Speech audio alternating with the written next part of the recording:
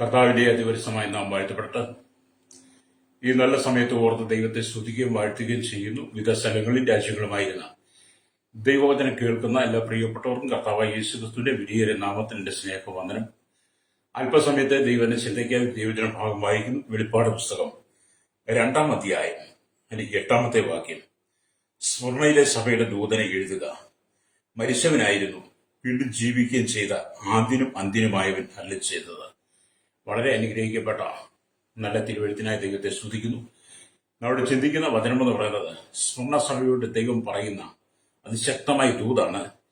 മരിച്ചവനായിരുന്നു, വീണ്ടും ജീവിക്കുകയും ചെയ്ത ആദ്യനും അന്ത്യനുമായവൻ എന്ന് പറയാൻ കർത്താവായ യേശു ക്രിസ്തു സ്വർണ്ണ സഭയ്ക്ക് യോഹന്നാനിലൂടെ നൽകുന്ന ശക്തമായ ദൂതാണ് നാം വായിച്ചു കേട്ട ദൈവവചനം എന്ന് പറയുന്നത്. Price the Lord. ഇവിടെ നാം ദൈവവചനം വായിക്കുമ്പോൾ 1-ാം നൂറ്റാണ്ടിൽ ആദിമ സഭയുടെ കാലത്തിലുള്ള ആ കാലഘട്ടത്തിലുള്ള 7 സഭകൾക്കും ക്രിസ്തു വിവിധ നിലകളിലാണ് അവർക്ക് പരിചയപ്പെടുത്തിയത്, ക്രിസ്തുവിനെ പരിചയപ്പെടുത്തിയത്. അല്ലേലിയ. അപ്പൊ ഇവിടെ സ്വർണ്ണയിലെ സഭയ്ക്ക് കർത്താവ് വെളിപ്പെടുന്നത് ആദ്യനും അന്ത്യനും മരിച്ചവനുമായിരുന്നു, വീണ്ടും ജീവിച്ചവൻ എന്നുള്ള നിലയിലാണ്. Price the Lord. കർത്താവ് ആദ്യനും അന്ത്യനുമായിരുന്നു, ഭൂമിയിൽ വന്ന മാനകുലത്തിന് വേണ്ടി ക്രൂശിൽ നമുക്ക് വേണ്ടി പരമയാഗമായി മരിച്ചു, അടക്കപ്പെട്ടു, ഉയർത്തെഴുന്നേറ്റ് വീണ്ടും ജീവിച്ചവനാണ് യേശു. ഹല്ലേലൂയ. Price the Lord. ഈ മൂര എന്ന പദത്തിന് ഹല്ലേലൂയ, സ്വർണ്ണ എന്ന പദത്തിന് മൂര എന്നാണ് അർത്ഥം. മൂര എന്നത് ഒരു മരത്തിൽ നിന്നും വെട്ടിയെടുക്കുന്ന ഒരുതരം പശയാണ്. ഹല്ലേലൂയ, പശയാണ്. അത് വളരെ മൃദുവായിരിക്കും, വളരെ വാസനയുള്ളതാണ്. Price the Lord. നല്ല കയ്പുള്ളതാണ് മൂര്. ഇപ്പം ധൂപവർഗത്തോട് ചേർന്നതാണ് ഈ മൂര് എന്ന് പറയുന്നത്. ഹല്ലേലൂയ. അപ്പം ദൈവത്തിന് സുഗന്ധവാസനയായി ചെലുത്തുന്ന ഒന്നാണ് ഈ മൂര് എന്ന് പറയുന്നത്. അല്ലേ? മൂരിനെ അപേക്ഷയോട് ദൈവത്തോട് കഴിക്കുന്ന അപേക്ഷയോട് താരതമ്യപ്പെടുത്തി ചില വേദപഠിതാക്കൾ രേഖപ്പെടുത്തിയിരിക്കുന്നത് എന്റെ ശ്രദ്ധയിൽപ്പെട്ടിട്ടുണ്ട്. അല്ലേ?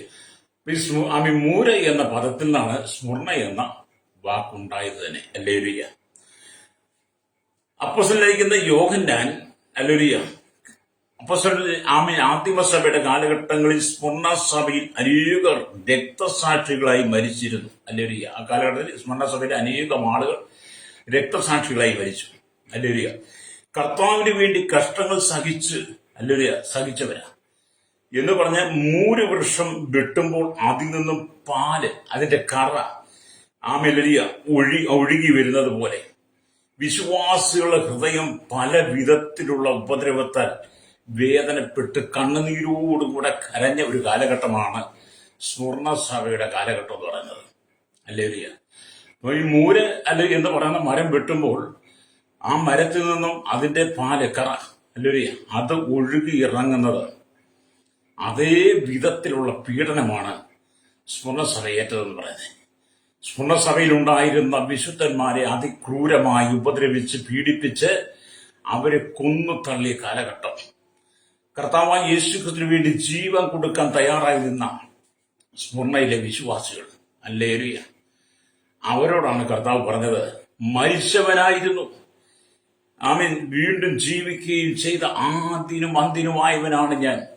അതുകൊണ്ട് കഷ്ടത കടന്നു വരുമ്പോൾ, പ്രതിസന്ധി കടന്നു വരുമ്പോൾ, വെല്ലുവിളി കടന്നു വരുമ്പോൾ, നീ രക്തസാക്ഷിയാകേണ്ടി വരുമ്പോൾ നീ ഭാരപ്പെട്ടു പോകണ്ട.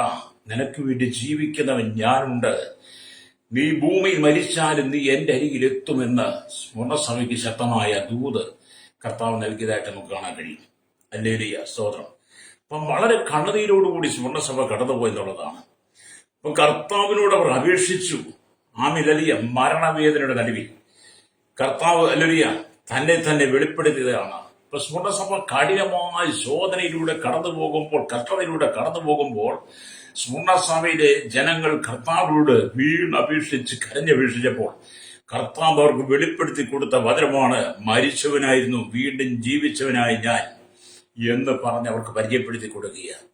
കർത്താവ് ലോകം ഉണ്ടാകുന്നതിന് മുമ്പേ അറക്കപ്പെട്ട കുഞ്ഞാടായി എങ്കിലും ഇന്നും അവന് അടിക്കപ്പെട്ട ഹല്ലേലൂയ. പ്രകാരം തന്നെ ഇരിക്കുന്നുവെന്ന് വെളിപ്പാട് പുസ്തകം 5:6 നമുക്ക് വായിക്കുമ്പോൾ കാണാൻ കഴിയും. അതെ, അവൻ മരിച്ചവനായിരുന്നു, വീണ്ടും ജീവിക്കുന്നവനാ. അപ്പൊ സ്വർണ്ണസഭയിലെ വിശ്വാസികൾ ഇത്രമാത്രം കഠിനമായ ക്രൂരമായ പീഡയിലൂടെ കടന്നു പോകുമ്പോഴും അവർ ദൈവത്തോട് വിളിച്ചപേക്ഷിച്ച് പ്രാർത്ഥിക്കുന്ന സമയങ്ങളിലും ദൈവം അവർക്ക് പരിചയപ്പെടുത്തി കൊടുക്കുക, ഞാൻ മരിച്ചവനായിരുന്നു, വീണ്ടും ജീവിക്കുകയും ജീവിക്കുകയും ചെയ്ത ആദിനുമന്തിനുമായവനാണ്. ഞാൻ ഭൂമിയിലേക്ക് വന്ന് ഇത്രമാത്രം കഷ്ടതകൾ, കഷ്ടപ്പാടുകൾ, പങ്കപ്പാടുകൾ അനുഭവിച്ചു. നിങ്ങൾക്ക് വേണ്ടി ക്രൂശ് ചുമക്കേണ്ടി വന്നു. ഗത്സമന തൊട്ട് ഗോൽഗോത്ത വരെ ഭാരമേറിയ ക്രൂശിൻ ചുമന്ന പടയാളികൾ എന്നെ മാറി മാറി അടിച്ച് അത് നിങ്ങൾ കണ്ടില്ലേ, നിങ്ങൾ അറിഞ്ഞില്ലേ? ഹല്ലേലൂയ. മാത്രമല്ല കാൽവറിയിൽ അവരെ എന്നെ ക്രൂശിൽ കാര്യൻപാണിയാൽ തറച്ചു. ഹല്ലേലൂയ. ഞാൻ മരിച്ചു, എന്നെ അവർ അടക്കി. ഹല്ലേലൂയ. ഞാൻ 3-ാം നാൾ അതിശക്തിയോടെ ഉയർത്തെഴുന്നേറ്റു. ഇന്നും ജീവിക്കുന്നവനാ, ആദ്യമായി തന്നെ ജീവിക്കുന്നവനാ. അതുകൊണ്ട് സ്വർണ്ണയിലെ വിശ്വാസികളോട് പറയുക, നീ എന്തിന് ഭാരപ്പെടണമെന്ന്. ഹല്ലേലൂയ. എന്നെ കേൾക്കുന്ന പ്രശ്നീയത, ക്രിസ്ത്യ ജീവിതം എന്ന് പറയുന്നത് കഷ്ടതയുടെ നടുവിലാണ്. ക്രിസ്ത്യ ജീവിതം എന്ന് പറഞ്ഞാൽ അനേക ഉപദ്രവ പീഡകൾ കടന്നു വരും. യേശുക്രിസ്തുവിനെ ഈ ലോകത്തിൽ പ്രസംഗിക്കുന്നത് കൊണ്ട്, യേശുക്രിസ്തുവിനെ ദൈവമായിട്ട് നാം ഉയർത്തുന്നത് കൊണ്ട്, യേശു ദൈവമാണെന്ന് വിളിച്ചു പറയുന്നത് കൊണ്ട്, അവൻ ആദ്യനും അന്തിനുമാണെന്ന് വിളിച്ചു പറയുന്നുണ്ട്. മരിച്ചവനായി വീണ്ടും ജീവിച്ചവൻ യേശുക്രിസ്തു മാത്രമാണ്. അവൻ മാത്രമാണ് സ്വർഗാരോപണം ചെയ്തത്. അവൻ മാത്രമാണ് ജനത്തിന് മധ്യസ്ഥൻ, മനുഷ്യന് വേണ്ടി മധ്യസ്ഥം ചെയ്യുന്നവൻ. അവൻ തന്റെ വിശുദ്ധ സഭയെ ചേർക്കാൻ മധ്യാകാശത്തിൽ വരുമെന്നൊക്കെ നാം വിളിച്ചു പറയുമ്പോൾ അനേക ഹൃദയത്തിനകത്ത് അല്ലെങ്കിൽ വളരെ സങ്കടവും വേദനയൊക്കെ അത് കേൾക്കുന്നത്. അല്ലെങ്കിൽ അങ്ങനെയുള്ളവർ കലിതുള്ളി വരും. അവരുടെ ജീവിതത്തിൽ അന്ന് വരെ ഉണ്ടാകാത്ത എല്ലാ സ്വഭാവങ്ങളും അവരെടുത്തുകൊണ്ട് നിനക്ക് നേരെ കടന്നു വരും. അവിടെ പൂർണ്ണസഭ കഷ്ടതയിലൂടെ കടന്നുപോയതുപോലെ നീ കടന്നു പോകുന്നെങ്കിൽ മാത്രമേ നിനക്ക് നിത്യത്തിൽ എത്തിച്ചേരാൻ കഴിയുള്ളൂ. നമ്മുടെ ക്രിസ്ത്യ ജീവിതം എന്ന് പറഞ്ഞാൽ ഒരുപാട് കഷ്ടതയിലൂടെ കടന്നു പോകണം. ഞാൻ പണ്ടൊക്കെ പറഞ്ഞിട്ടുണ്ട്, എപ്പോഴും പറയാറുണ്ട്, ക്രിസ്ത്യ ജീവിതത്തിൽ പട്ടുമെത്തിയുടെ അനുഭവം വന്നില്ല. ക്രിസ്തുവിനെ അനുഗമിക്കുമ്പോൾ നാം ഈ ലോകത്തിലുള്ളതിനൊക്കെ ത്യജിച്ചിട്ട് ഹല്ലേലൂയ കർത്താവായ യേശുക്രിസ്തുവിന്റെ ക്രൂശ് എടുത്തുകൊണ്ട് നാം അവനെ അനുഗമിക്കണം. ഹല്ലേലൂയ. അപ്പൊ സ്വർണ്ണയിലെ സഭ എന്നൊക്കെ പറയുന്നത് ആ കാലഘട്ടത്തിൽ കടന്നുപോയ കൊടിയ വേദനകൾ, കണ്ണുനീര്, മരണം, അനവധി വിശുദ്ധന്മാർ അവരുടെ കൺമുമ്പിൽ മരിച്ചു വീണു. അല്ലെങ്കിൽ അന്നത്തെ ചക്രവർത്തിമാർ യാതൊരുവിധ ദയം കാണാതെ, മനസ്സരിവില്ലാതെ വിശുദ്ധന്മാരെ കൊന്നൊടുക്കുന്ന കാലഘട്ടമായിരുന്നു. ഈശ്വരോ, ഇന്നും അതൊക്കെ തന്നെയല്ലേ നമ്മുടെ ഇന്ത്യയുടെ വിവിധ സംസ്ഥാനങ്ങളിൽ നടക്കുന്നത്. ലോകരാജ്യങ്ങളിൽ നിങ്ങൾ പഠിച്ചു നോക്കിയാൽ ലോകരാജ്യങ്ങൾ ക്രൈസ്തവ സഭ നേരിടുന്നത്രയും ഉപദ്രവം ഈ ലോകത്തിൽ മറ്റൊരു സംഘടനകളും മറ്റൊരു സഭയും നേരിടുന്നില്ല. ലോകത്തിൽ ഏറ്റവും കൂടുതൽ ക്രൈസ്തവ സമൂഹമാണുള്ളത്. ഏറ്റവും കൂടുതൽ ക്രൈസ്തവരാണ് ലോകരാജ്യങ്ങളിലുള്ളത്. ഈ ലോകരാജ്യങ്ങളുടെ ഏറ്റവും കൂടുതൽ ക്രൈസ്തവ സമൂഹത്തെ ഇല്ലായ്മ ചെയ്യുവാൻ സാത്താന്യ ശക്തികൾ കഴിഞ്ഞ ചില നാളുകളായി പരിശ്രമിച്ചുകൊണ്ടിരിക്കുക. യേശുക്രിസ്തുവിന്റെ കാലഘട്ടം തൊട്ട് യേശുക്രിസ്തുവിനെ അവർ ഒതുക്കാൻ ശ്രമിച്ചു, കൊന്നൊടുക്കി കല്ലറയ്ക്കകത്ത് ഒതുക്കാൻ ശ്രമിച്ചു. പക്ഷേ അത് നടന്നില്ല. അപ്പൊ യേശുക്രിസ്തുവിനെ അവർ കൊന്ന് കല്ലറയിൽ ഒതുക്കുവാൻ ശ്രമിച്ചു. അവൻ ഉയർത്തെഴുന്നേറ്റ് സ്വർഗാരോപണം ചെയ്തു, പിതാവിന്റെ വലത്തുഭാഗത്ത് മധ്യസ്ഥ ചെയ്യുന്നു. ഹല്ലേലൂയ. അവൻ പരിശുദ്ധാത്മാവിനെ തന്നിൽ വിശ്വസിക്കുന്ന ഭക്തന്മാർക്ക് നൽകി. പരിശുദ്ധാത്മാവിനാൽ ഇന്ന് സഭ പണിയപ്പെടുന്നു. യേശുക്രിസ്തു വിളിച്ചു പറഞ്ഞതുപോലെ തന്നെ മാനസാന്തര സുവിശേഷം ലോകജനത്തോട് ഇന്നത്തെ ഭക്തന്മാർ വിളിച്ചു പറയുമ്പോൾ സ്വർണ്ണസഭയ്ക്ക് നേരെ എഴുന്നേറ്റതുപോലെയുള്ള പ്രതികാരദാഹികൾ, രക്തദാഹികൾ, സാത്താന്യശക്തികൾ ഇന്ന് സഭയ്ക്കെതിരെ എഴുന്നേൽക്കുക. അത് കണ്ട് എന്നെ കേൾക്കുന്ന പ്രേക്ഷകത, എന്നെ കേൾക്കുന്ന സ്വന്തം, നീ പതറിപ്പോകണ്ട. വിളിച്ച ദൈവം വിശ്വസ്തനാണ്. അവൻ നിന്നെ കൈവിട്ട് കളയുന്നവനല്ല. അവൻ നിന്നെ അനാഥനായി വിടത്തില്ല. അവൻ നിന്നോട് കൂടെയുണ്ട്. അതുകൊണ്ടാണ് യേശു പറയുന്നത്, മരണപര്യന്തം വിശ്വസ്തനായിരിക്കാം, എന്നാൽ നീ ജീവകിരീടം പ്രാപിക്കുമെന്ന് നമ്മൾ വെളിപ്പാട് പുസ്തകം 13 കാണുന്നുണ്ട്. എന്താണ്? നാം കർത്താവായ യേശുക്രിസ്തുവിനെ ഹൃദയം കൊണ്ട് വിശ്വസിച്ച് കർത്താവായ യേശുക്രിസ്തുവിന്റെ കൽപ്പനയായ സ്നാനം സ്വീകരിക്കുവാൻ നമ്മൾ സ്നാനക്കുളത്തിലേക്ക് ഇറങ്ങി. സ്നാപകൻ നമ്മെ സ്നാനപ്പെടുത്തി നമ്മെ വെള്ളത്തിൽ ഉയർത്തി നിർത്തുമ്പോൾ നമ്മുടെ തലയെ കൈവച്ചിട്ട് പറയും, മരണപര്യന്തം വിശ്വസ്തനായിരിക്കുക. എന്നാൽ നീ ജീവകിരീടം പ്രാപിക്കും. എന്നെ കേൾക്കുന്ന മാതാവേ, പിതാവേ, കഷ്ടതയുടെ നടുവിലൂടെ കടന്നുപോയാലും കണ്ണുനീരിന്റെ നടുവിലൂടെ കടന്നുപോയാലും ഏതെല്ലാം പ്രതികൂലങ്ങൾ യേശു മുഖാന്തരം നീ അനുഭവിക്കേണ്ടി വന്നാലും ലോകം നിന്നെ നിന്ദിച്ചാലും അപമാനിച്ചാലും പരിഹസിച്ചാലും നിന്നെ വിളക്കുന്നു തള്ളിക്കളഞ്ഞാലും നീ പീഡകളിലൂടെ കടന്നു പോകേണ്ടി വന്നാലും ഹല്ലേലൂയ, ആമേ, സ്നാനപ്പെട്ട് വെള്ളത്തിൽ നിന്നെ ഉയർത്തിയപ്പോൾ നിന്റെ തലയിൽ കൈവച്ച് പറഞ്ഞില്ലേ, മരണപര്യന്തം വിശ്വസ്തനായിരിക്കുന്ന നീ ജീവകിരീടം പ്രാപിക്കുന്നതേ. നിന്റെ ജീവിതത്തിൽ കഷ്ടത വരും, മരണപര്യന്തം നീ വിശ്വസ്തനായിരിക്കണം. ഹല്ലേലൂയ. അത് ഏതുവിധ കഷ്ടതയാണെന്ന് പറഞ്ഞാലും ക്രിസ്ത്യൻ ജീവിതത്തിൽ തന്റെ അനുബന്ധമായി ഏത് കഷ്ടത വന്നാലും നിങ്ങൾ മരണപര്യന്തം വിശ്വസ്തനായിരിക്കണം. അതുകൊണ്ടാണ് യാക്കോബ് അപ്പോസ്തലൻ ഇങ്ങനെ പറഞ്ഞത്, ആമേ, സ്തോത്രം, വലിയ പരീക്ഷ സഹിക്കുന്നവൻ ഭാഗ്യവാൻ, അവൻ കൊള്ളാകുന്നവനായി തെളിഞ്ഞ ശേഷം കർത്താവ് തന്നെ സ്നേഹിക്കുന്നവർക്ക് ഒരുക്കിയിരിക്കുന്ന ജീവകിരീടം പ്രാപിക്കുമെന്ന്. ഹല്ലേലൂയ. അപ്പം ജീവിതത്തിൽ പരീക്ഷകളുണ്ട്, പരിശോധനകളുണ്ട്, വെല്ലുവിളികളുണ്ട്. അതിനെ അതിജീവിക്കുവാനുള്ള കൃപയാണ് ദൈവം നമുക്ക് തന്നിരിക്കുന്നത്. രക്തം ചെയ്യും. ഹല്ലേലൂയ. ആദിമസഭയിലുണ്ടായിരുന്ന വിശുദ്ധന്മാരുടെ മേൽ ദൈവം തന്റെ ആത്മാവിനെ പകർന്നത്, പരിശുദ്ധാത്മാവിനെ പകർന്നത് പീഡകൾ വരുമ്പോൾ അവർ പതറിപ്പോകാതിരിക്കുവാൻ, ആമീൻ, രക്തസാക്ഷിത്വം വരുമ്പോൾ പതറിപ്പോകാതിരിക്കുവാൻ, ഉപദ്രവം ഏൽക്കുമ്പോൾ ചമ്മട്ടികളാൽ അട്ടിക്കിട്ടുമ്പോൾ അവർ തളർന്നു പോകാതിരിക്കാൻ വേണ്ടി അവരുടെ മേൽ ദൈവം പരിശുദ്ധാത്മാവിനെ പകർന്നു. മാത്രമല്ല ദൈവകൃപയും നിർത്തി. ഹല്ലേലൂയ. എന്നെ കേൾക്കുന്ന മാതാവേ, പിതാവേ, നിന്നെ നിലനിർത്തുന്നത് പരിശുദ്ധാത്മാവാ. ഹല്ലേലൂയ. അപ്പൊ സ്വർണ്ണസഭ അത്രമാത്രം കഷ്ടതയിലൂടെ കടന്നുപോയ സഭയാണെന്ന് ദൈവത്തിന്റെ വചനം പറയുകയാണ്. അപ്പൊ ഈ വെളിപ്പാട് പുസ്തകം നമ്മൾ വായിക്കുമ്പോൾ ആമീൻ 2-8 വാക്യം നമ്മൾ വായിച്ചല്ലോ. സ്വർണ്ണയിലെ സഭയുടെ ദൂതൻ എഴുതുക, മരിച്ചവനായിരുന്നു വീണ്ടും ജീവിക്കുകയും ചെയ്ത ആദ്യനും അന്തിനുമായവൻ അരുളിച്ചെയ്യുന്നു എന്ന് പറഞ്ഞാൽ സ്വർണ്ണസഭയ്ക്ക് കൊടുക്കുന്ന ഒരു ദൂതാണ്. വീണ്ടും ഞാൻ എന്റെ ചില ഭാഗം കൂടെ പറയാം. ഏഷ്യ മൈനറിലെ ഏറ്റവും മനോഹരമായ നഗരമായിരുന്നു ഈ സ്മുർണ എന്ന് പറയുന്നത്. ഇന്നും ജനനിബിഡമായ പട്ടണമാണ്. ഇന്നത്തെ അതിന്റെ പേരെന്ന് പറയുന്ന ഈസ്മീർ എന്നാണ്. സ്മുർണയുടെ ഇന്നത്തെ പേര് ഈസ്മീർ എന്നാണ്. ഹല്ലേലൂയ. അവിടുത്തെ ഒരു പ്രധാന വിൽപ്പന ചരക്കായ മൂരിൽ നിന്നാണ് പട്ടണത്തിന് സ്മുർണ എന്ന് പേര് ലഭിച്ചത്. ഹല്ലേലൂയ. ഈ പദത്തിന് കയ്പ് എന്നാണ് അർത്ഥം. ഹല്ലേലൂയ, സ്തോത്രം. വളരെയധികം പീഡനങ്ങളിലൂടെ കടന്നുപോയതിനാൽ സ്വർണ്ണസഭയെ പീഡിത സഭ എന്നാണ് വിളിച്ചിരുന്നത്. വളരെയധികം പീഡനത്തിലൂടെ കടന്നുപോയതാണ് ഈ സ്വർണ്ണസഭ. അതുകൊണ്ട് സ്വർണ്ണസഭയെ വിളിച്ചത് പീഡിത സഭ എന്നാണ്. ഹല്ലേലൂയ, പീഡിത സഭ എന്നാണ്. ഹല്ലേലൂയ. വീണ്ടും ദൈവത്തിൽ പീഡനത്തിന് ഇവിടുത്തെ ഈ പീഡന കാലഘട്ടത്തിൽ, സ്വർണ്ണസഭയുടെ പീഡനകാലത്തിൽ അന്നത്തെ അവിടുത്തെ ബിഷപ്പായിരുന്ന പോളികാർപ്പ് രക്തസാക്ഷിയായത് ആ കാലഘട്ടത്തിലാണ്. ഹല്ലേലൂയ. അപ്പൊ സ്വർണ്ണസഭയുടെ ഹല്ലേലൂയ, സ്തോത്രം, ഹല്ലേലൂയ, ആമീൻ, ബിഷപ്പായിരുന്നു പോളികാർപ്പ്.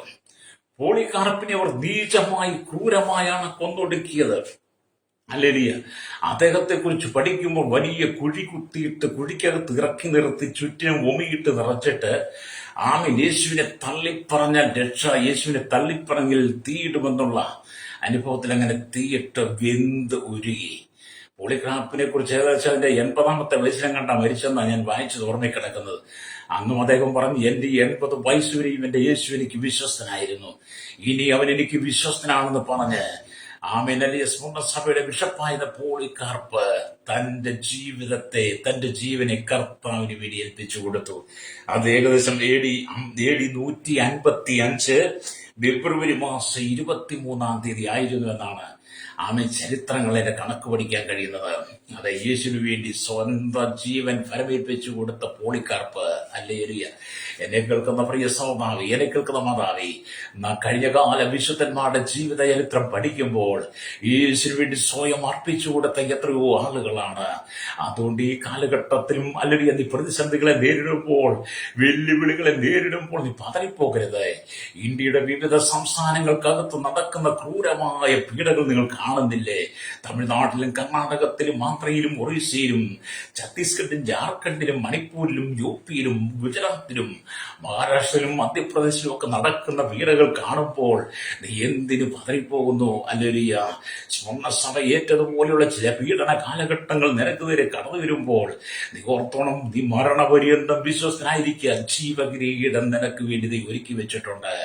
എന്നാൽ നിന്നെ ഉപദ്രവിക്കുന്നവരുണ്ടല്ലോ, നിന്നെ നിന്ദിക്കുന്നവരുണ്ടല്ലോ, ഇന്നത്തെ ഭൂമിയിലെ നിയമം അനുസരിച്ച് ചിലരൊക്കെ പിടിക്കപ്പെട്ട് ജയിൽ കഴിയേണ്ടി വന്നാലും ദൈവത്തിന്റെ ന്യായവിധിയും ദൈവത്തിന്റെ കോടതിയിൽ നിന്ന് സ്വർണ്ണസഭയെ ഉപദ്രവിച്ച ആ കാലഘട്ടത്തിലെ സാത്താന്യ പള്ളിക്കാരടക്കമുള്ളവർ, ഇന്നത്തെ ആളുകളടക്കമുള്ളവർ ദൈവത്തിന്റെ ന്യായവിധിയിൽ അവർ നിൽക്കേണ്ടി വരും. അവർക്ക് അവിടെ രക്ഷപ്പെടാൻ കഴിയില്ല കേട്ടോ.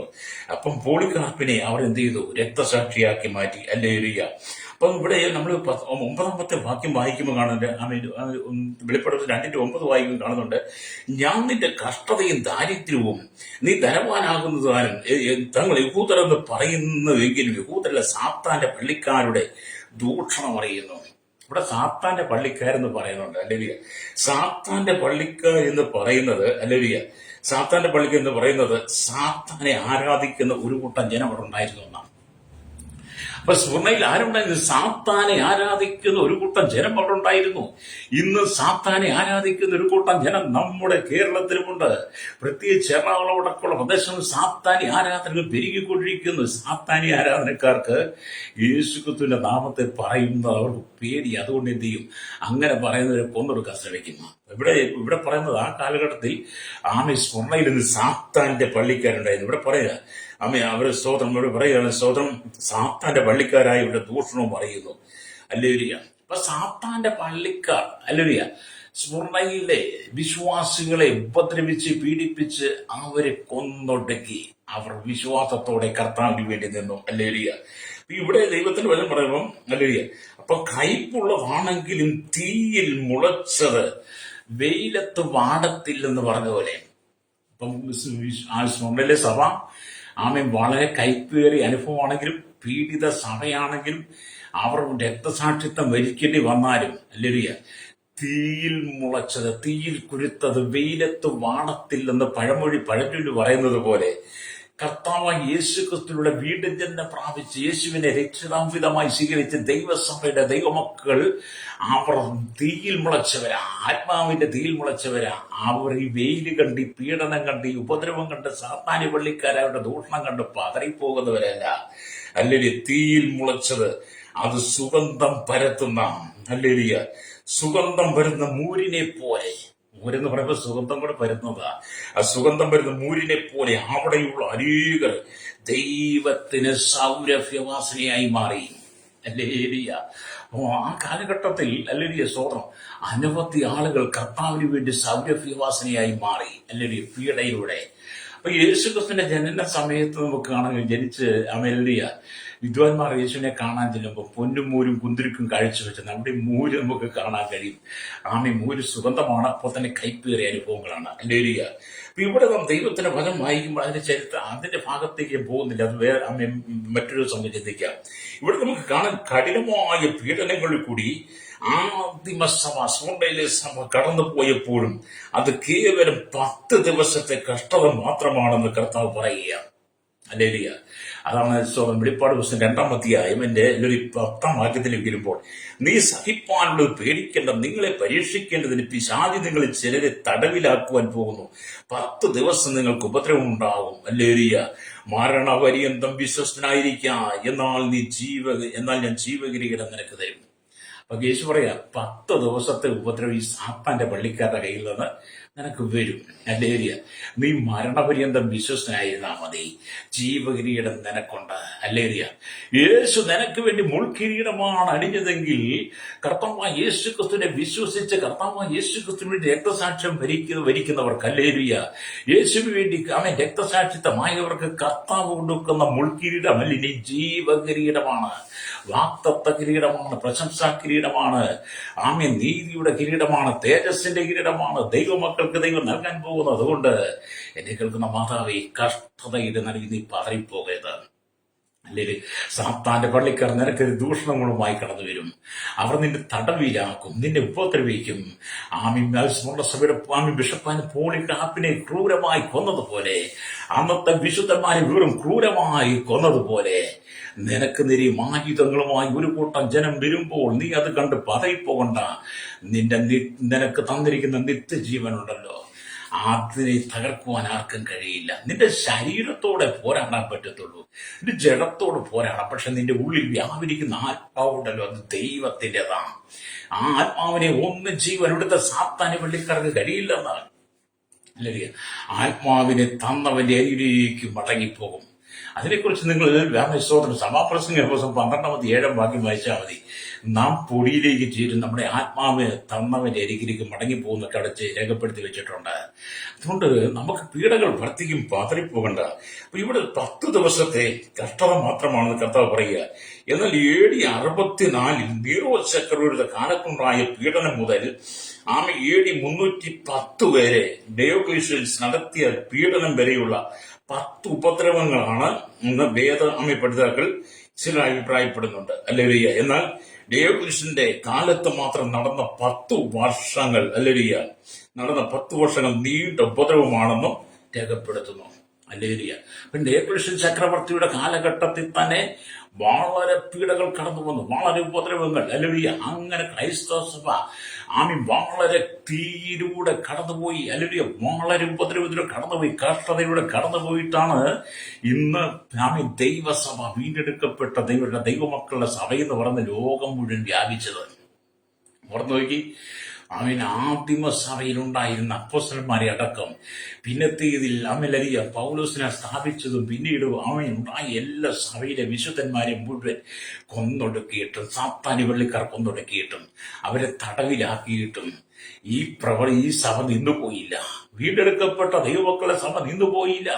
അത് ആരാധന ശക്തിപ്പെടുകയാണ്, ആരാധന ഉയർന്നു വരികയാണ്, ഉയർപ്പിന്റെ ശബ്ദം പുറപ്പെടുവിച്ചുകൊണ്ടിരിക്കുക. നിത്യതയെക്കുറിച്ച്, നിത്യജീവനെക്കുറിച്ച്, ദൈവരാജ്യത്തെക്കുറിച്ച് ജനത്തോട് പറയുക.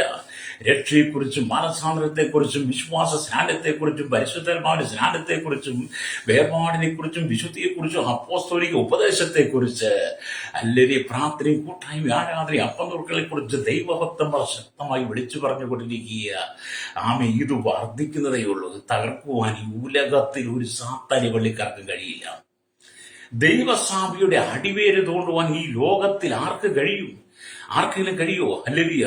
1-ാം നൂറ്റാണ്ട് തൊട്ട് ചരിത്രങ്ങൾ പഠിച്ചു നോക്ക, എത്രയോ ആളുകൾ ദൈവസഭയുടെ അടിവേര് മാന്തുവാൻ ശ്രമിച്ചു. അടിവേര് മാന്താൻ ശ്രമിച്ചവരുടെ എല്ലാം അടിവേര് ദൈവം മാന്തി എന്നുള്ളതാണ്. അല്ലേലൂയ. സ്തോത്രം. അതുകൊണ്ട് ദൈവസഭയുടെ അടിവേര് മാന്താൻ ശ്രമിക്കുന്ന സഹോദര സഹോദരി, ഇന്ന് പകൽ എന്നെ കേൾക്കുന്ന പരിശോധനാവി, ദൈവം നിന്നെ വെറുതെ വിടത്തില്ല. അല്ലേലൂയ. ദൈവമക്കൾക്ക് മരിക്കേണ്ടി വന്നാലും അവർക്ക് പ്രശ്നമില്ല. കാരണം ദൈവം അവർക്ക് വേണ്ടി ഒരുക്കിയിരിക്കുന്ന നിത്യമായ പർദീസിൽ അവർ ചെല്ലും. ദൈവം അവർക്ക് ജീവകിരീടം കൊടുക്കും. തടവിലാകും. അല്ലേ? അപ്പൊ സ്വർണസഭയിലെ വിശ്വാസികളെ സാത്താന്റെ പള്ളിക്കാർ 10 ദിവസം തടവിലാക്കി അവരെ കഷ്ടതയും പീഡ അനുഭവിക്കേണ്ടി വരുമെന്ന് പറഞ്ഞതുപോലെ എന്നെ കേൾക്കുന്ന പ്രിയ സ്നേഹിത, എന്നെ കേൾക്കുന്ന സഹോദര, ദൈവവചന ഇപ്രകാരം പറയുന്നു, രക്തം ചെയ്യാമല്ലേരിയ. ഇന്ന് നീ ദൈവമക്കളെ, ദൈവദാസന്മാരെ, ദൈവസഭയെ, വീണ്ടെടുക്കപ്പെട്ട ക്രൈസ്തവ സമൂഹത്തെ നീ ഇന്നിവിടെ ഭൂമി തടവിലാക്കിയാൽ, എന്നിട്ട് നീ ഞെളിഞ്ഞ് നടന്നാൽ നിന്നെ തടവിലാക്കുന്നൊരു ദിവസമുണ്ട്. എത്ര ദൈവമക്കളെ, ഏതെല്ലാം സഭ, ഏതെല്ലാം ദൈവദാസന്മാരെയും തടവിലാക്കി ഉപദ്രവിച്ച് പീഡിപ്പിച്ചോ, അതിന് തക്കത് നീ പ്രാപിക്കും. കർത്താവായ യേശു ക്രിസ്തുവിന്റെ ന്യായവിധിയിൽ നീ നരകത്തിനകത്ത് തടവിലായി മാറും. അല്ലേരിയ. ഭൂമി നിനക്ക് ഞെളിഞ്ഞ് നടക്കാൻ കഴിയും. ഭൂമി നിനക്ക് വീരവാദം പഠിക്കാൻ കഴിയും. വീരവാദം പറയാൻ കഴിയും. ഞാൻ അങ്ങനെ ചെയ്ത്, ഇങ്ങനെ ചെയ്ത്, അങ്ങനെ ചെയ്ത്, ഇങ്ങനെ ചെയ്തെന്നൊക്കെ പറഞ്ഞ് നിഗളിച്ച് നടക്കുന്ന നിഗളികളോട് ദൈവാത്മാവ് പറയുക, നീ തടവിലാകുന്നൊരു ദിവസമുണ്ട്. Praise the lord. അന്ന് പീഡനത്തിലൂടെ കടന്നുപോയ ദൈവമക്കൾ ജീവകിരീടം പ്രാപിച്ചുകൊണ്ട് പിതാവിന്റെ വലത്തുഭാഗത്ത്, യേശുക്രിസ്തുവിന്റെ വലത്തുഭാഗത്ത് ദൈവമക്കൾ ഇരിക്കുന്നത് നീ തിരിച്ചറിയണം. അവിടെ ദൈവമക്കൾക്ക് ഒരു സ്ഥാനം ദൈവം കൊടുത്തിട്ടുണ്ട്. അല്ലെങ്കിൽ അപ്പൊ ഇവിടെ ദൈവത്തിന്റെ വചനം അങ്ങനെയാണ് പറയുന്നത്. ഇവിടെ നാം ദൈവവചനം വായിക്കും കാണുന്നത് ഈ ക്രിസ്തീയ മാർഗത്തിന്റെ മേന്മകൾ ക്രിസ്തുവിന്റെ മരണത്തിലും ഉയർത്തെഴുന്നേൽപ്പിലുമാണ് ഇരിക്കുന്നത്. ക്രിസ്തു മാർഗത്തിന്റെ മേന്മകൾ എന്താണ്? അത് ക്രിസ്തുവിന്റെ മരണത്തിലും ഉയർത്തെഴുന്നേൽപ്പിലുമാണ്. അതാണ് നമ്മുടെ വിശ്വാസം എന്ന് പറയുന്നത്. ഹല്ലേലൂയ, സ്തോത്രം. വിശ്വാസം എന്ന് പറയുന്നത് അപ്പൊ ക്രിസ്തു നമുക്ക് വേണ്ടി കഷ്ടം സഹിച്ച് മരിച്ചടക്കപ്പെട്ട് 3-ാം ദിവസം ജീവനോടെ എഴുന്നേറ്റു എന്ന് ലോക ചരിത്രം മുഴുവൻ പഠിച്ചാൽ കാണാൻ കഴിയും. ആർക്കും നിഷേധിക്കാൻ കഴിയാത്തതാണ്. ഹല്ലേലൂയ. അപ്പൊ യേശു ക്രിസ്തു മരിച്ചടക്കപ്പെട്ട് ഉയർത്തെഴുന്നേറ്റു എന്നുള്ള സത്യത്തെ ആർക്ക് തിരസ്കരിക്കാൻ കഴിയുന്നത്? പലരുവനെ മൂടി വെക്കുവാൻ, പലരുവനെ മറയ്ക്കുവാൻ യേശുവിന്റെ ഉയർപ്പിന് ശേഷമായിട്ട് അന്നത്തെ ആളുകൾ തൊട്ട് ഒരുങ്ങി. പക്ഷേ ഇന്നും യെരുശലേമിൽ യേശുവിന്റെ കല്ലറ തുറന്ന് കിടക്കുന്നു. അവിടെ എഴുതി വെച്ചത് അവിടെ ഇവിടെയില്ല.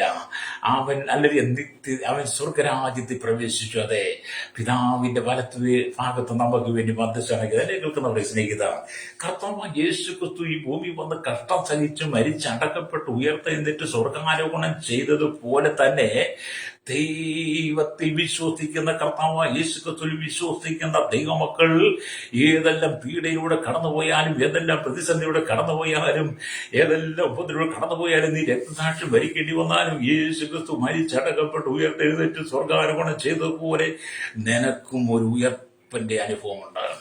ഹല്ലേലൂയ. അതുകൊണ്ടാണ് തെസ്സലോനിക്ക ലേഖനം 4:1-4 കർത്താവ് തൻ ഗംഭീരനാദത്തോടും പ്രധാന ദൂതന്റെ ശബ്ദത്തോടും ദൈവത്തിന്റെ കാഹളത്തോടും കൂടെ മധ്യാകാശത്തിൽ വെളിപ്പെടുമ്പോൾ അന്ന് പൂർണ്ണ സഭയിൽ രക്തസാക്ഷികളായി മാറിയ ആ സഭയുടെ ബിഷപ്പായ പോളികാർപ്പ് തുടങ്ങിയുള്ള സകല വിശുദ്ധന്മാരും, ഈ സകല മണ്ണിൽ വിശ്രമിക്കുന്ന കല്ലറകളിൽ വിശ്രമിക്കുന്ന സകലരും ഉയർത്തെഴുന്നേക്കും. അതിന്റെ വിശുദ്ധന്മാരാ കേട്ടോ ഉയർത്തെഴുന്നേക്കുന്നത്. എന്നിട്ട് പിന്നെ ജീവനോട് ഇരിക്കുന്ന വിശുദ്ധന്മാർ രൂപാന്തരപ്പെടും. അവരും ക്രിസ്തുവിനോട് കൂടെ എടുക്കപ്പെടും. അതെ, 10 ദിവസത്തെ പീഡ നിനക്ക് കടന്നു വന്നാൽ നീ ഭാരപ്പെടണ്ട. നിനക്കൊരു ഉയർപ്പ് ദൈവം വെച്ചിട്ടുണ്ട്. യേശു ഉയർത്തെഴുന്നേറ്റുവെങ്കിൽ നമുക്ക് ഉയർപ്പുണ്ട്. ഹല്ലേലൂയ. അതുകൊണ്ട് ദൃഢമായ വിശ്വാസത്തിൽ തന്നെയാണ് ക്രിസ്തീയ മാർഗം മുന്നോട്ട് കൊണ്ടുപോകേണ്ടത്. അതുകൊണ്ട് ഇതിനും വളരെ ഉറപ്പോടെ ദൃഢമായ പാറമേൽ അടിസ്ഥാനമിട്ട് പണിയുന്ന വീട് പോലെ നിന്റെ ക്രിസ്തു ജീവിതം ഉറപ്പോടെ ക്രിസ്തു എന്ന പാറമേൽ അടിസ്ഥാനമിട്ടതായിരിക്കണം. രക്തം ചെയ്യും. ഹല്ലേലൂയ. അതുകൊണ്ടാണ് കർത്താവ് പറഞ്ഞത്, നീ പത്രോസാകുന്ന ഈ പാറമേൽ, ക്രിസ്തു എന്ന പാറമേൽ ഞാൻ എന്റെ സഭയെ പണിയും. ഇതിവിടുത്തെ ക്രൈസ്തവ സമൂഹത്തിന് ഇന്നും ആ വാക്ക് മനസ്സിലായിട്ടില്ല. ക്രൈസ്തവ പത്രോസ് പാറയാണെന്നാ പറയുന്നത്.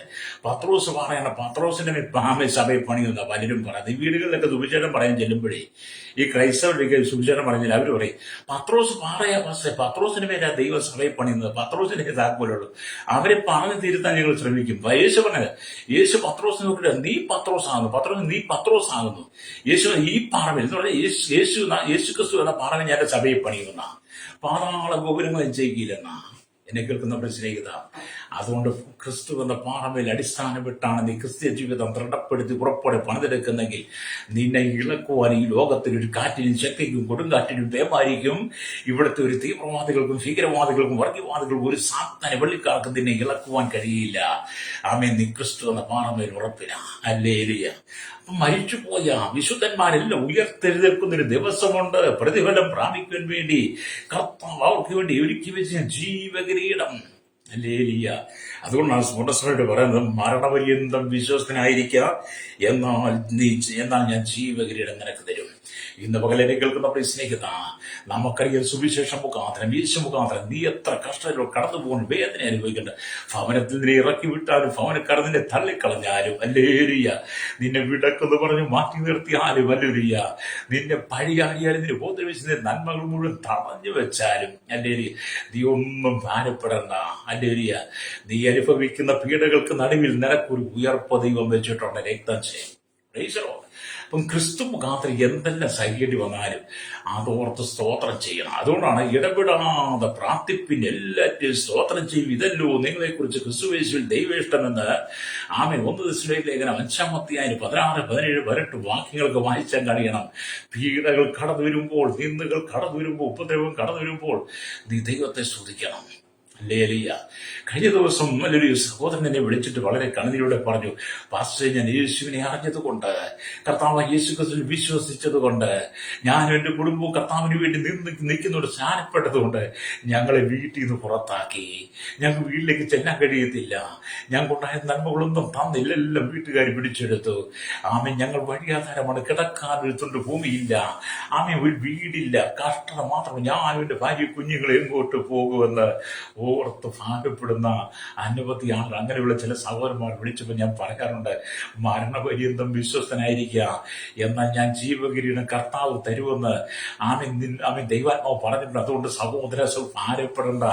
ഭൂമി നിനക്ക് എന്തെല്ലാം നഷ്ടപ്പെട്ടാലും, ഭൂമി നിനക്ക് എന്തെല്ലാം നഷ്ടമായാലും, നിന്നെ തള്ളിക്കളഞ്ഞാലും, നിന്നെ മാറ്റി നിർത്തിയാലും, ഹല്ലേലൂയ, ദൈവം തന്നെ സ്നേഹിക്കുന്നവർക്ക് ഒരുക്കിയിട്ടുള്ള കണ്ണ് കണ്ടിട്ടില്ല, ചെവി കേട്ടിട്ടില്ല, ഒരു മനുഷ്യന്റെ ഹൃദയത്തിൽ തോന്നിയിട്ടില്ല എന്ന് വിശുദ്ധ വേദപുസ്തകം പറയുന്ന പോലെ, നിന്നെ തള്ളിക്കളഞ്ഞ നിന്റെ വീട്ടുകാർ, നിന്റെ ഉറ്റവരും ഉടയവരും, നിന്റെ സന്നദ്ധ സഹചാരികളും, നിന്റെ മാതാപിതാക്കളും സഹോദരങ്ങളും നിന്നെ തള്ളിക്കളഞ്ഞെങ്കിൽ നിനക്ക് വേണ്ടി ഒരുക്കി വെച്ചിരിക്കുന്നത് നിന്റെ വീട്ടുകാര് കണ്ടിട്ടില്ല.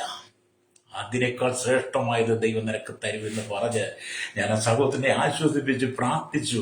അദ്ദേഹം വിശ്വാസത്താൽ അല്ലിയ ആ പ്രാർത്ഥന ഏറ്റെടുത്തു. പാസ്റ്ററെ, എനിക്ക് വേണ്ടി പ്രാർത്ഥിക്കണം. ഞാൻ പറയും, പ്രാർത്ഥിക്കും. അല്ലെങ്കിൽ ഞാൻ എന്നും പ്രാർത്ഥിക്കും.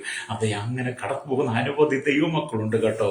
എന്നെ കേൾക്കുന്ന പ്രിയമാതാവേ, നിങ്ങൾ ഭാരപ്പെടണ്ട. അപ്പൊ നിങ്ങളുടെ ജീവിതത്തിൽ എന്തിനു ഭാരപ്പെടണം? നിങ്ങളുടെ ജീവിതത്തിൽ എന്തിനു കഷ്ടം സഹിക്കണം? നിങ്ങൾ കർത്താവ് യേശുക്രിസ്തുവിനെ വിശ്വസിക്കുന്ന വ്യക്തിയാണെങ്കിൽ, യേശുക്രിസ്തുവിനെ വീണ്ടും തന്നെ പ്രാപിച്ച വ്യക്തിയാണെങ്കിൽ, നിനക്കെതിരെ ശത്രു സൈന്യം എഴുന്നേൽക്കും. അല്ലേ, സാത്താന്യ ശക്തി എഴുന്നേൽക്കും.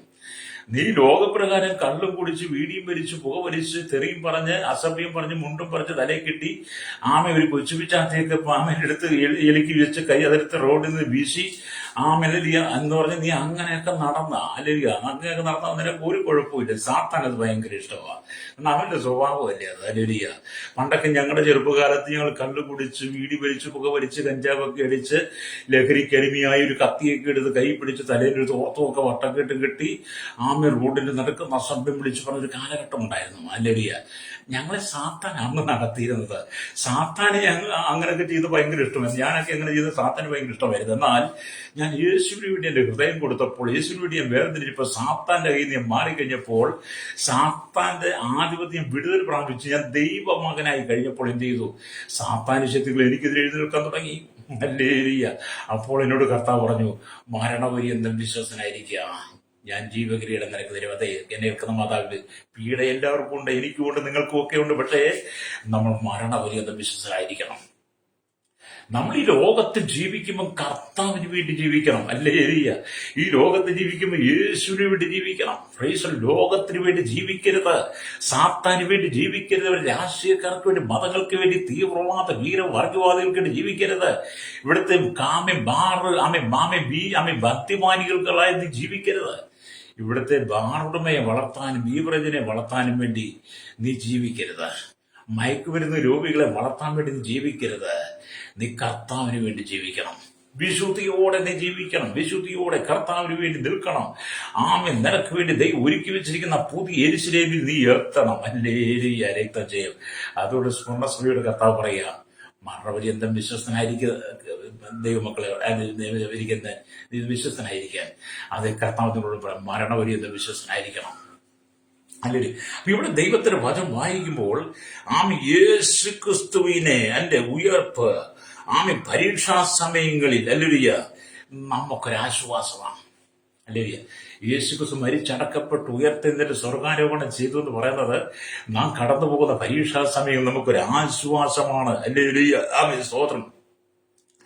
നമുക്ക് വിജയിക്കുവാൻ നമുക്കത് മതി. അല്ലേലൂയ, എന്നെ കേൾക്കുന്ന സ്നേഹിത, ഇന്നത്തെ സമൂഹം എന്ന് പറയുന്നത്, ഇന്നത്തെ സമുദായം, പലരും കല്ലറകൾക്ക് സ്ഥാനം കൊടുക്കുക. കല്ലറകൾക്ക് സ്ഥാനം കൊടുക്കുന്നത്, മരിച്ച മനുഷ്യനെ കല്ലറയിൽ കൊണ്ടടക്കി കഴിഞ്ഞാൽ, അല്ലെങ്കിൽ ശവകുടി മണ്ണി കൊണ്ടടക്കി കഴിഞ്ഞാൽ, അവരുവിനെ കുഴിമാടം വിട്ടുപോകാതെ, കല്ലറ വിട്ടുപോകാതെ നിരന്തരം അവിടെ പോയി പ്രാർത്ഥനയും ജപങ്ങളും ഒക്കെ നടത്തി, അവിടെ പുഷ്പാഞ്ജലിയൊക്കെ നടത്തി, അങ്ങനെ പലരും കല്ലറയ്ക്ക് സ്ഥാനം കൊടുക്കുക.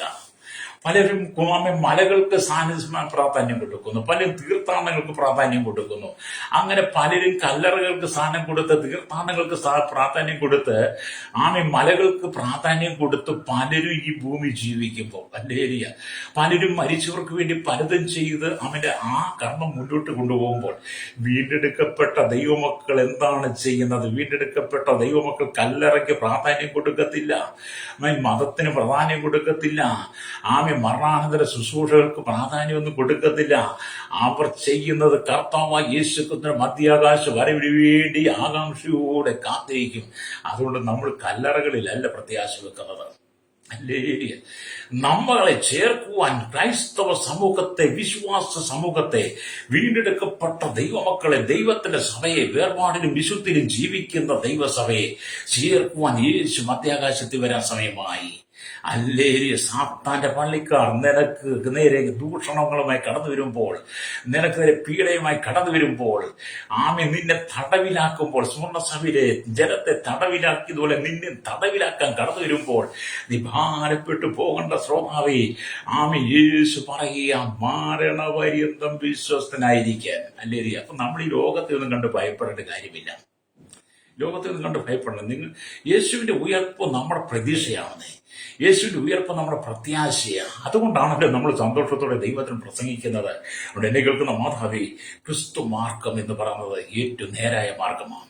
ക്രിസ്തുമാർഗം എന്ന് പറയുന്നത് ഏറ്റവും നേരായ മാർഗം, നേരായ പാതയിലൂടെ നമ്മെ നടത്തുന്ന മാർഗം, വഴിയും സത്യവും ജീവനുമായിരിക്കുന്ന യേശു ക്രിസ്തു ഏക സത്യമാർഗം, ഏക നേരായ മാർഗം. ആമിലലിയ, അതിനെ നിങ്ങൾ തിരിച്ചറിയണം. ലേരിയ, അതുകൊണ്ട് ഇവിടെ നമുക്ക് ദൈവത്തിന് വചനം വായിക്കുമ്പോൾ പലതരത്തിലുള്ള ബലികളും പലതരത്തിലുള്ള യാഗങ്ങളും ഒക്കെ ഇവിടെ കാണുമ്പോൾ, പല വിധത്തിലുള്ള ആചാര അനുഷ്ഠാനങ്ങൾ ഭൂമിയിൽ നടക്കുമ്പോൾ, അല്ലേലൂയ, നീ അത് കണ്ട് ഭാരപ്പെട്ടും തകർന്നും പോകണ്ട. നിന്നെ വിളിച്ച ദൈവം വിശ്വസ്തൻ.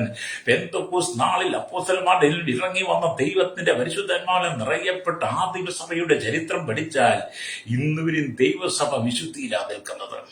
അല്ല, ഇന്നുവരും ദൈവസഭ വിശുദ്ധിയില്ല. ദൈവസഭ ഈ കർത്താവിന്റെ വരവിൽ ചേർക്കപ്പെടുക എന്നൊക്കെ എടുക്കപ്പെടുക ഒക്കെ പറഞ്ഞത് അശുദ്ധന്മാർക്കൊന്നും അങ്ങോട്ട് പോകാൻ പറ്റത്തില്ല കേട്ടോ. വിശുദ്ധന്മാരുടേതാണ് ദൈവസഭ എന്ന് പറഞ്ഞാൽ, വിശുദ്ധിയുടേതാ. വിശുദ്ധിയോടുകൂടി ജീവിച്ച്, വിശുദ്ധിയോടുകൂടി നിൽക്കുന്ന, വിശുദ്ധിയോട് ഉപദേശം പറഞ്ഞ്, കർത്താവിന് വേണ്ടി കഷ്ടം സഹിക്കുന്ന, കർത്താവിന് വേണ്ടി നൊമ്പരങ്ങൾ വെക്കുന്ന, കണ്ണുനീർ തൂകുന്ന അങ്ങനെയുള്ളവർക്കാണ് അലറിയ ഉയർപ്പ് എന്ന് പറഞ്ഞാൽ, മൂര എന്ന് പറയുന്ന മരം വെട്ടുമ്പോൾ, അലറിയ, ആ മരത്തിന് മുറിവേൽക്കുമ്പോൾ, അതിന് തൊലികൾ ചെത്തുമ്പോൾ അതിന് പാല് പോലെയുള്ള കറ ഒഴുകി ഇറങ്ങുന്നത് പോലെ ആദിമസഭ സ്വർണ്ണയിൽ അതേ പീഡനത്തിലൂടെ കടന്നുപോയത്. അവരെ തല്ലുമ്പോൾ, അവരെ അടിക്കുമ്പോൾ, മർദ്ദിക്കുമ്പോൾ, മുറിവേൽപ്പിക്കുമ്പോൾ അവരുടെ കണ്ണിൽ നിന്ന് ജലനദികൾ ഒഴുകിക്കൊണ്ടിരുന്നു. ഈ മരത്തിൽ നിന്ന് മൂരിൽ നിന്ന് അലരിയ അതിന്റെ കറ ഇളകുന്നവരെ അത് സൗരഭ്യം വരുത്തുന്നതാണ്. അത് കൈപ്പുള്ള. അതുപോലെ ക്രൈസ്തവ ദൈവജനം പീഡയിലൂടെ കടന്നു പോകുമ്പോൾ കർത്താവിന് വേണ്ടി സൗരഭ്യം വരുത്തുന്നവരായി അലിയ ദൈവസഭ ഇന്ന് ദൈവം നിർത്തിയിരിക്കുക. രക്തജയം അല്ലേ. ഇവിടെ നാം ദൈവത്തിന്റെ ഭദ്രത്തിൽ നിന്ന് കുറച്ചു നിൽക്കും. അപ്പൊ യേശുക്രിസ്തു പറയുകയാണ്, ഞാൻ മരിച്ചവനായിരുന്നു, വീണ്ടും ജീവിക്കുകയും ചെയ്ത അന്തിനുമാണ് ഞാൻ. അല്ലേരിയ, അതുകൊണ്ട് നീ തളരരുത്. എന്നെ കേൾക്കുന്ന മാതാവി, പിതാവി, നീ തളർന്നു പോകരുത്. തളരുവാനല്ല ദൈവം നമ്മെ വിളിച്ചത്, വളരുവാനാകട്ടോ. ഇന്ന് പലരും അല്ലേരിയ തളർന്നുകൊണ്ടിരിക്കുക.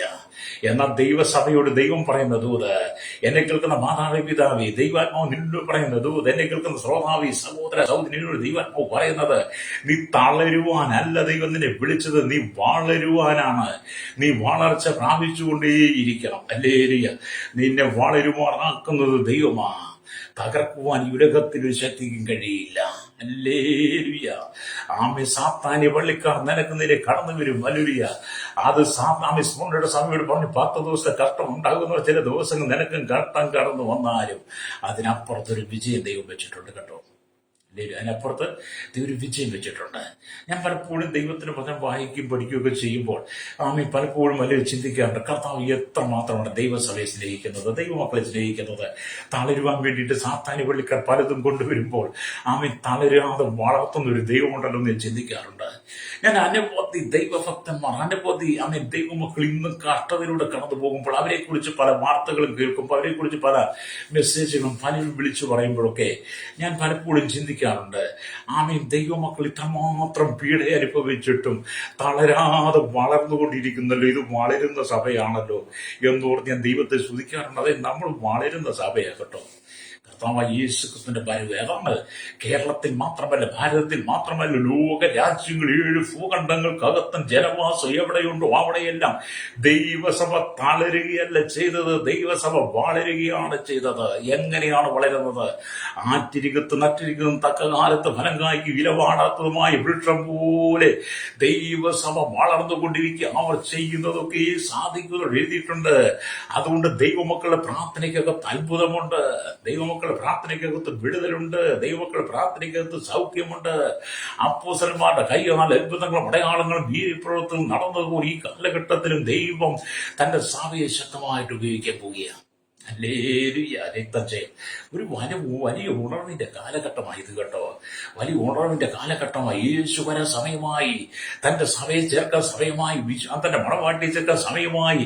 എന്നെ കേൾക്കുക, മാതാപിതാ നീ ഒരുങ്ങിയിട്ടുണ്ടോ? അതോ പീഡ പറഞ്ഞ്, ഉപദ്രവം പറഞ്ഞ്, കഷ്ടം പറഞ്ഞ്, നിന്ന പറഞ്ഞ്, അപമാനം പറഞ്ഞ് നീ ഇന്നും മാറി നിൽക്കുകയാണോ? നീ തളരുകയാണോ? നീ തളരരുത്, നീ വളരണം, ക്രിസ്തുവിൽ നീ വളരണം. ക്രിസ്തു എന്ന നിറവിലോളം വളരണം, നിറഞ്ഞു വരണം. അതാണ് ദൈവത്തിനൊക്കെ നമ്മെ പഠിപ്പിക്കുന്നത്. വീണ്ടും നാം ദൈവത്തിന് വചനം വായിക്കാൻ കാണുന്നുണ്ട്. സ്തോത്രം. ഇന്ത്യയിൽ താജ്മഹൽ ലോക അതിശയങ്ങൾ ഒന്നായി കരുതപ്പെടുന്നു. ഇത് ബാഹ്യമായി നോട്ടത്തിൽ അഴകായ വെള്ള മാർബിൾ കല്ലുകളാൽ കെട്ടി ഉയർത്തപ്പെട്ട പ്രേമത്തിന്റെ ചിഹ്നമായി വിളങ്ങുന്നതാണെങ്കിലും യഥാർത്ഥത്തിൽ അതൊരു കല്ലറയാണ്. യഥാർത്ഥത്തിൽ താജ്മഹൽ എന്താ? ഒരു കല്ലറയാ. ഷാജഹാന്റെ ഭാര്യയായിരുന്ന മുംതാസിന്റെ കല്ലറ ആണെന്ന അതിനെക്കുറിച്ച് നമുക്ക് ചരിത്രം പഠിക്കാൻ കഴിയുന്നത്. മറ്റൊരു ഈജിപ്തിൽ പോയാൽ ഇസ്ലാമിൽ പോയാൽ ലോക അതിശയമായ ഭ്രമിക്കത്തക്ക വിധത്തിലുള്ള അനവധി പിരമിഡുകൾ അവിടെ ഒരുക്കിയിട്ടുണ്ട്. ആ പിരമിഡുകൾക്കകത്തൊക്കെ ഈജിപ്തിലെ രാജാക്കന്മാർ മരിച്ചു കഴിയുമ്പോൾ അവരെ കൊണ്ടുവച്ചത് ഇന്ന് ആ രാജാക്കന്മാരുടെ കല്ലറകളായി പിരമിഡുകളിൽ അവിടെ ശോഭിക്കുന്നു.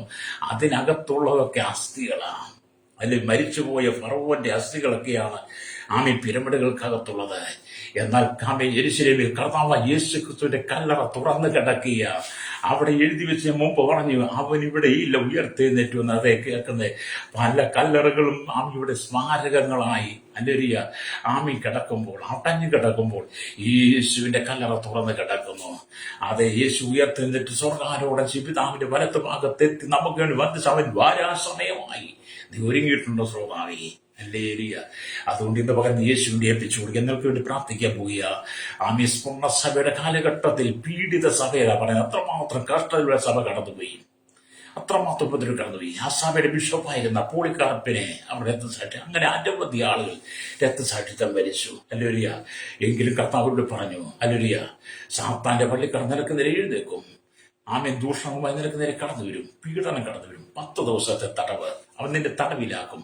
പക്ഷേ നിശ്ചയപര്യന്തം എന്നെ കേൾക്കുന്ന സഹോദരന്മാരെ, നീ മരണപര്യന്തം വിശ്വസനായിട്ട് നിന്നാൽ കർത്താവ് നിനക്ക് ജീവകിരീടം തരും, നിത്യതീതി എത്തും. അതുകൊണ്ട് ഇവിടുത്തെ കഷ്ടം കണ്ട് ഭാരപ്പെട്ടു പോകരുത്.